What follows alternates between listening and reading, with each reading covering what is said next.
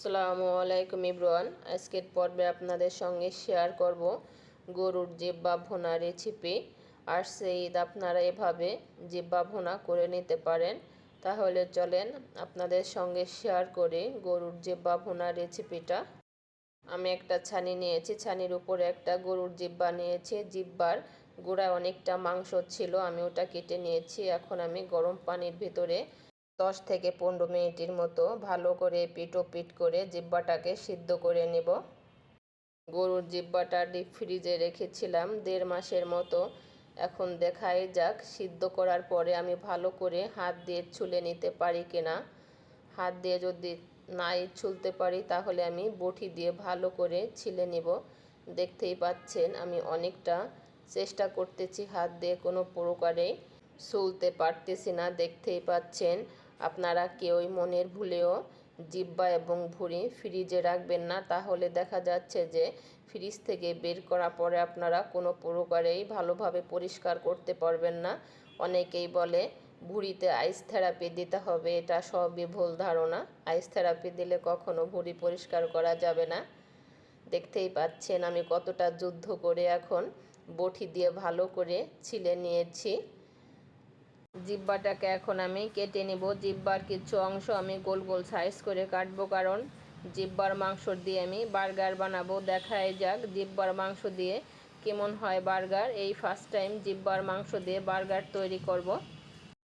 জিহ্বার গোড়ায় যে মাংসটা থাকে সে মাংসটাও অনেকটা ভালো লাগে জিহ্বার মতো রান্না করলে। দেখতেই পাচ্ছেন আমি গোল গোল সাইজ করে কিছু কেটে নিয়েছি। এখন আমি জিহ্বাগুলো কেটে নেব।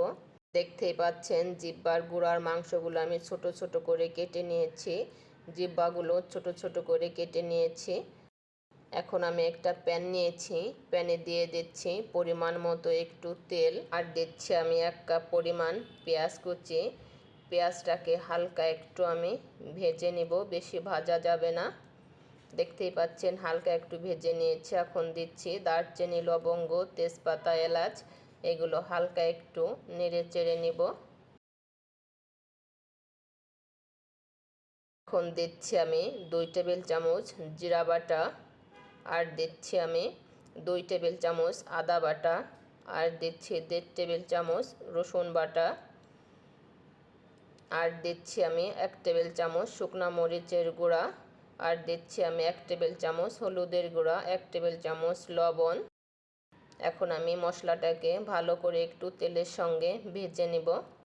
তেলের সঙ্গে মশলাটাকে আমি 2 মিনিটের মতো ভেজে নিয়েছি। এখন দিচ্ছি সামান্য পরিমাণ একটু পানি। পানিটা দিয়ে মশলাটাকে আমি আরেকটু ভালো করে ভেজে নেব, তাহলে কাঁচা গন্ধটা থাকবে না। পানিটা দিয়ে মশলাটাকে ভালো করে একটু কষিয়ে নিয়েছি। এখন আমি দিচ্ছি জিহ্বার মাংসটা মশলার ভিতরে দিয়ে ভালো করে একটু কষিয়ে নিব মশলার সঙ্গে। আমি মশলার সঙ্গে জিহ্বাটাকে ভালো করে একটু কষিয়ে নিয়েছি। এখন দিচ্ছি একটু জয়ফল গুঁড়ো দিয়ে ভালো করে আর একটু কষিয়ে নিব। জয়ফলটা দেওয়ার কারণ হচ্ছে আপনার জিহ্বাটা তাড়াতাড়ি সিদ্ধ হয়ে যাবে। এখন দিচ্ছি আমি আর একটু পানি দিয়ে জিহ্বাটাকে আর একটু কষিয়ে নিব। এখন আমি জিহ্বাটা কষানোর জন্য পুরোপুরি পানিটা দিচ্ছি না। এখন আমি একটু ঢেকে দিচ্ছি, আর ঢাকনা তুলে একটু মাঝে মাঝে নাড়া দিতে হবে। দেখতেই পাচ্ছেন পানিটা শুকিয়ে গিয়েছে। ভালো করে আমি একটু কষিয়ে নিয়েছি।